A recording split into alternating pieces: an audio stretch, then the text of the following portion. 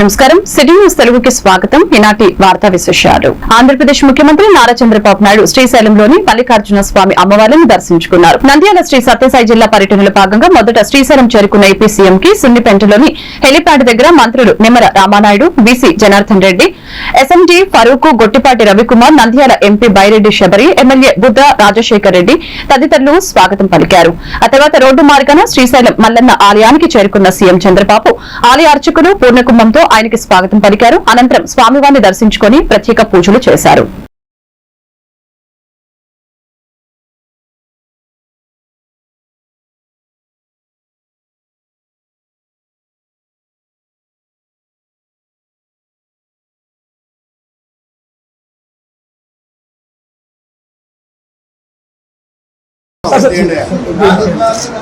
सर्वदा दिग्विजयमस्तु प्रार्थु शीघ्रमेव पुनः संपूर्णता परिपूर्णता यजमानस्य अखंड दिग्विजय प्राप्तिरस्तु महंत श्रीमंतो महांतो पारिश्रामकार वृद्धस्तु महंत श्रीमंतो महांतो राजतारे राजमुखे सर्वदा सर्वत्र दिग्विजय प्राप्तिरस्तु सत्यासं भजमानस्य कामः जय प्रसाद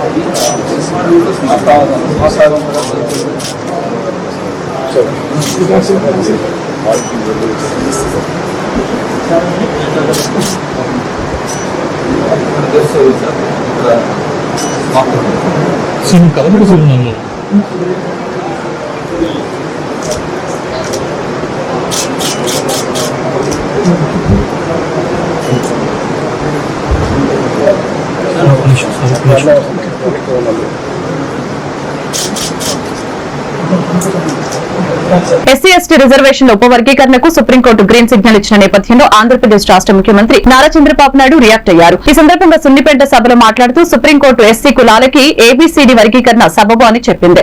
1996-97 ప్రాంతంలో ఎస్సీ వర్గీకరణ చేశా, సామాజిక న్యాయం కోసమే ఎస్సీ వర్గీకరణ చేశామని చెప్పుకొచ్చారు. దామాషా ప్రకారం అన్ని కులాలకి న్యాయం చేయాలి అనేది తెలుగుదేశం పార్టీ సిద్ధాంతమని తెలిపారు. నేడు సుప్రీంకోర్టు దాన్ని ధృవీకరించింది. ప్రతి కులానికి ప్రతి వర్గానికి న్యాయం చేయటమే తెలుగుదేశం పార్టీ సిద్ధాంతమని ముఖ్యమంత్రి చంద్రబాబు అన్నారు. ఇక్కడికి వచ్చినప్పుడు ఈ రోజే ఒక వార్త వచ్చినది కూడా మీరు గుర్తుపెట్టుకోవాలి.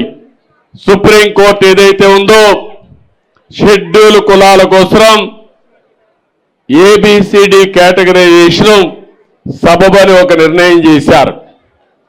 నేను ఎప్పుడు మీరు ఒక విషయం గుర్తుపెట్టుకోవాలి, ఈ రోజు నేను చెప్పడం కాదు, సామాజిక న్యాయం తెలుగుదేశం పార్టీ సిద్ధాంతం. ఒకరిని కాదు, అందరికీ న్యాయం జరగాలి.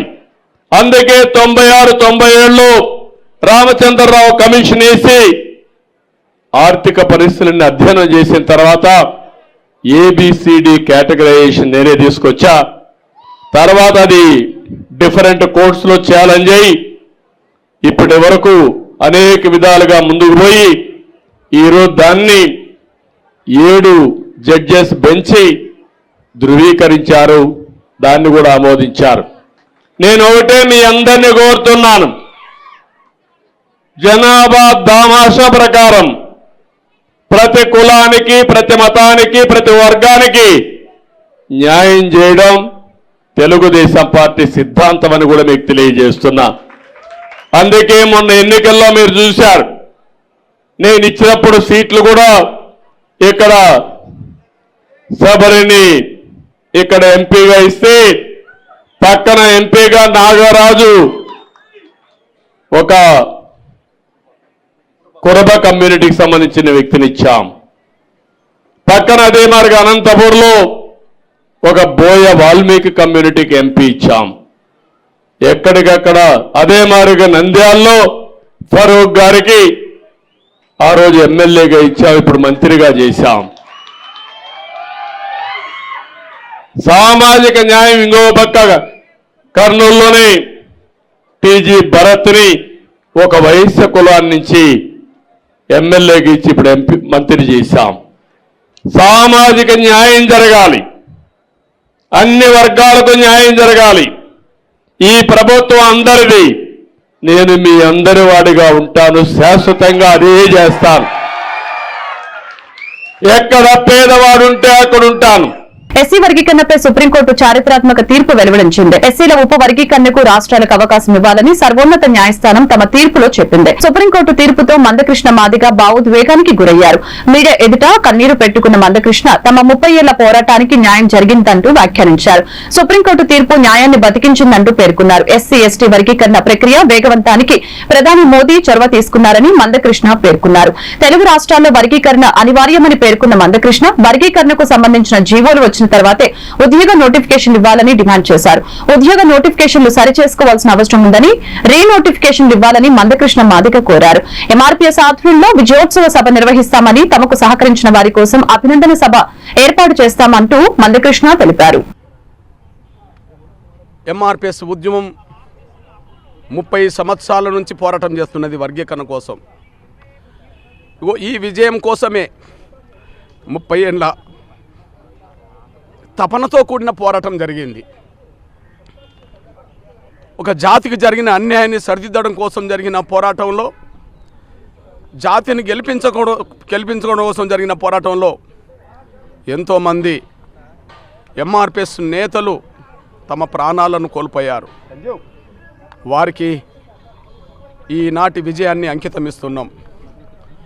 30 ఏళ్ళుగా అలుపెరగని పోరాటం చేస్తూ వచ్చిన, కష్టాలు వచ్చినా, బాధలు వచ్చినా, దెబ్బలు తగిలినా, జైలు పాలైనా, నిందలు పడ్డా, ఎన్ని రకాలుగా అవాంతరాలు అడ్డంకులు ఎదురైనా మొక్కవోని దీక్షతో, అకటింత పట్టుదలతో 30 ఏళ్ళుగా ఉద్యమాన్ని ముందుకు నడిపించిన ఎంఆర్పీఎస్ మాదిగ బిడ్డలందరికీ ఈ విజయాన్ని అంకితమిస్తున్నాం. అదే సమయంలో జాతి యావత్తు 30 ఏళ్ళు ఉద్యమం వైపే నిలబడ్డది. ఎన్నో కుట్రలు, ఉద్యమాన్ని దెబ్బతీసే కుట్రలు జరిగినాయి. ఎంతోమంది స్వార్థపరులు వెన్నుపోట్లు పొడవచ్చే ప్రయత్నం చేశారు. స్వార్థపరులైన పలుకుబడి వాళ్ళు అడ్డంకులు కల్పించే ప్రయత్నం చేశారు.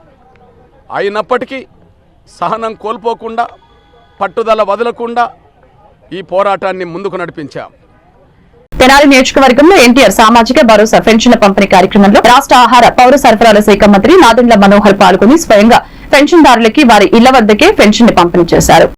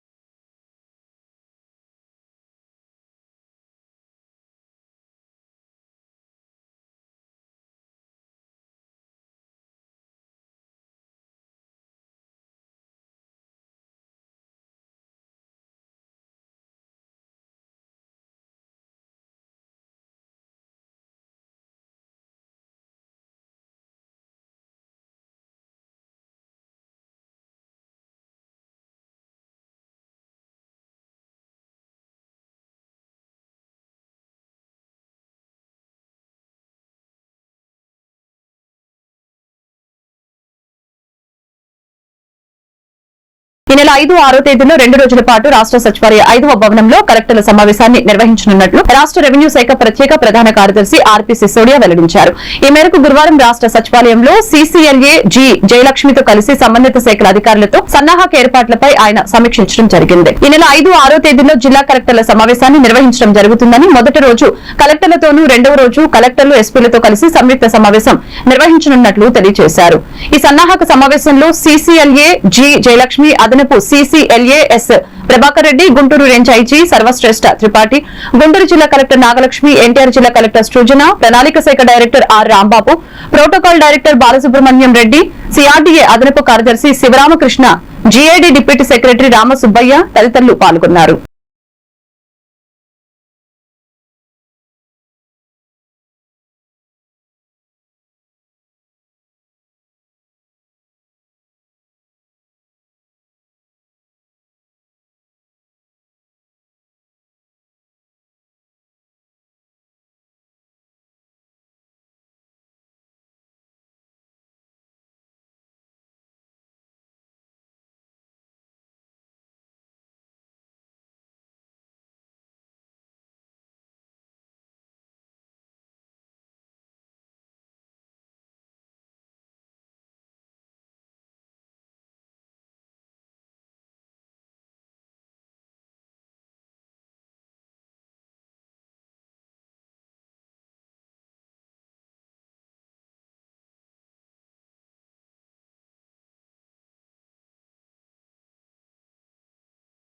సోషలిస్ట్ జనతా కాంగ్రెస్ కూటమి జాతీయ అధ్యక్షులు L Jayababu Vijayawada Gandhinagar press club లో మీడియాతో మాట్లాడారు.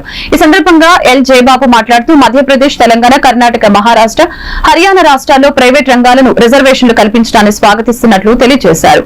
కూటమి సభ్యురాలు నగర మాజీ మేయర్ తాడి శకుంతల మాట్లాడుతూ చట్టసభల్లో మహిళలకు 50% రిజర్వేషన్ల కోసం పోరాడాలని పిలుపునిచ్చారు.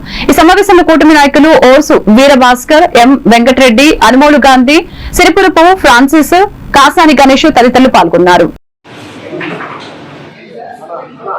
ప్రైవేట్ రంగాల్లో రిజర్వేషన్లకు చట్టం చేయాలని దేశవ్యాప్త ఉద్యమానికి మేమందరం కూడా సమాయత్తం అవుతాం. ఆంధ్రప్రదేశ్, తెలంగాణ, పంజాబ్, హర్యానా, రాజస్థాన్, మహారాష్ట్ర ఇట్లా అన్ని రాష్ట్రాలు ప్రైవేట్ రంగంలో స్థానికమైనటువంటి రిజర్వేషన్లు కల్పిస్తూ కొన్ని విధానపరమైన నిర్ణయాలు చేస్తా ఉన్నారు. ఆ విధానపరమైన నిర్ణయాలు సరికాదని హైకోర్టులు నిలుపుదల చేస్తా ఉన్నాయి. సుప్రీంకోర్టును కూడా ఆశ్రయిస్తా ఉన్నారు. చాలా సందర్భాల్లో చట్టాలు చేయాల్సింది పార్లమెంట్ కాబట్టి రాష్ట్రాలకు ఆ విధానపరమైన నిర్ణయాలు చేసే ఆ చట్టాన్ని పార్లమెంట్ తీసుకురావాలని రిజర్వేషన్లు ప్రజల హక్కు, రాజ్యాంగబద్ధంగా ఇచ్చినటువంటి ఆ హక్కులను నిర్వీర్యం చేస్తారు.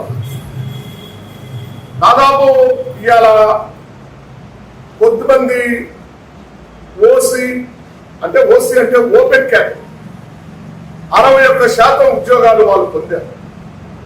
మరి ఎస్సీలకి 15%, ఎస్టీలకి 7.5%, ఓబీసీలకి 27% రిజర్వేషన్లు ఉన్నాయి. ఇప్పటికీ ఆ రిజర్వేషన్లు ఎంత వరకు అమలు జరిగినాయో ఇప్పుడు నేను ఉదాహరణకు చెప్పాను. 61% రిజర్వేషన్ సంఘం తీసుకున్న రాబోయే పోరాట కార్యక్రమాల్లో మహిళా రిజర్వేషన్ గురించి కూడా అన్ని రాజకీయ పార్టీల ఎంపీలు, ఎమ్మెల్యేలు బాధ్యతని కూడా రిప్రజెంట్ చేస్తూ ఇవాళ ఒక ఎస్సీ మహిళ రాష్ట్రానికి మినిస్టర్గా ఉన్నది చాలా గర్వకారణం. చాలా మంది హోమ్ మినిస్టర్లు చేశారు కానీ ఈమె చాలా మంచి టాలెంటెడ్, బాగా వర్క్ చేస్తున్నారు. ఆవిడ ఎస్సీ అయితే మేము ఖచ్చితంగా అడుగుతున్న దాన్ని మోడీ ఖచ్చితంగా దుర్మార్గంగా చేస్తున్న పని మాత్రం మహిళా రిజర్వేషన్ సిస్టంలో కేటగారికల్ గా చేయాలనేది గత 15 ఏళ్లుగా చాలాసార్లు మాట్లాడాం. మన్మోహన్ సింగ్ గారి సమయం నుంచి కూడా దానికి చాలా చర్చలు జరిగినప్పటికీ వాళ్ళు కూడా చాలా కేటగారికల్ గా ఓసీ వర్గాలు దీనిని పక్కన పెట్టడం జరిగింది.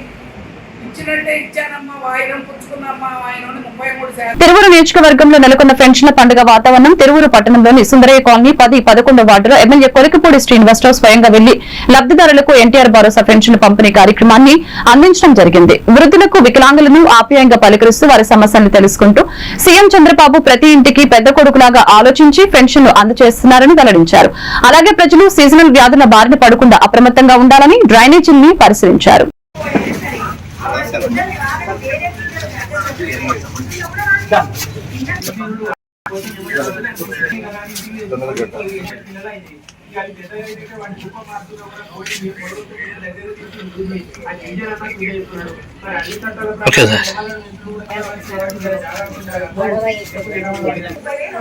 ఇదంతా పగిలింది.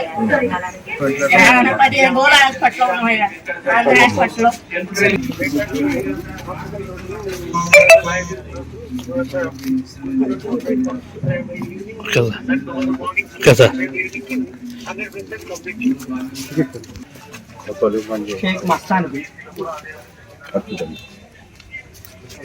అమౌంట్ చెప్పండి.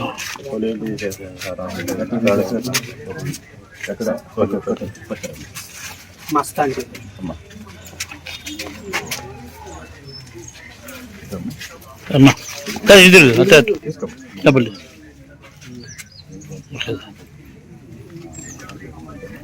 చలో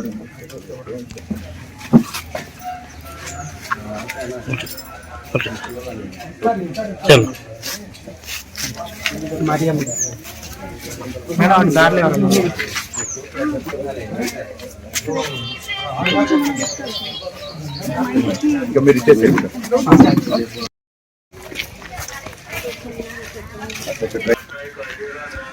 అది ఎవరు కూర్చారు?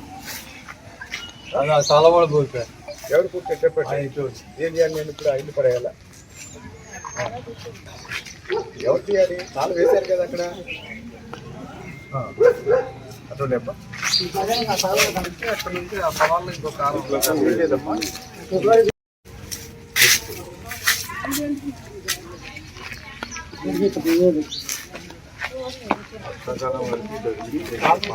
శానిటేషన్ ఎవరు మెయింటైన్ చేస్తారు? చెట్లు ఉన్నాయి.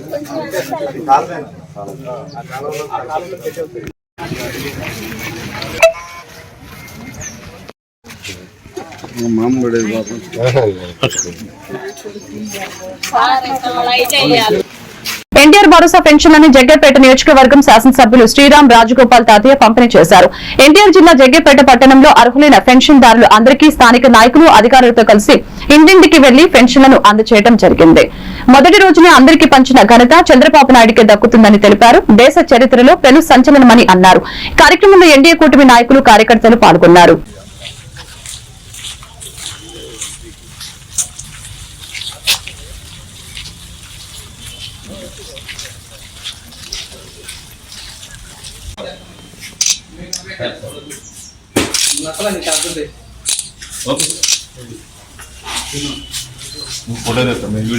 అటువంటిది ఏం లేకుండా ఈరోజు అర్హత అందరికి కూడా పెన్షన్ ఇవ్వడం జరుగుతుంది. ఇంకా ఎవరైనా అర్హత ఉంటే 3,000 రూపాయలు ఒక్కసారి 4,000 రూపాయలు 1,000 రూపాయలు పెంచడం కానీ, వికలాంగుల పెన్షన్ 6,000 రూపాయలు చేయటం కానీ, ఇవన్నీ కూడా మనం తెలుగుదేశం పార్టీ నాయకుడు చంద్రబాబు నాయుడు గారు పేద పక్షం ఉంటారు. ఇదే విధంగా పేదవాళ్ళ సంక్షేమం కోసం సీఎం రిలీఫ్ ఫండ్ కూడా త్వరలో మొదలు పెట్టబోతా ఉన్నాం. మరి పింఛన్లు చూస్తా ఉంటే ఈ రోజు అందరూ పండుగ వాతావరణంలో తెలుగు కార్యకర్తలు జనసేన బీజేపీ అందరూ వచ్చి పింఛన్ పంపిణీ చేస్తా ఉన్నాం. ఇదే విధంగా భవిష్యత్తులో కూడా ప్రజా సంక్షేమం రాష్ట్ర అభివృద్ధి చేయంగా మా నాయకులు మరి పరిపాలన కొనసాగిస్తా ఉన్నారు. అదేవిధంగా అవినీతిని కూడా నిర్మూలించడానికి గతంలో చేసిన అవినీతిని కూడా ఉక్కుపాదంతో ఎవరైతే అవినీతి పలబడారో కూడా శిక్షించేదని కూడా మా ప్రభుత్వం పనిచేస్తాం. ఈ వార్తలు ఇంతటితో సమాప్తం. పరక బిల్టన్లో మళ్ళీ కలుద్దాం. నమస్కారం.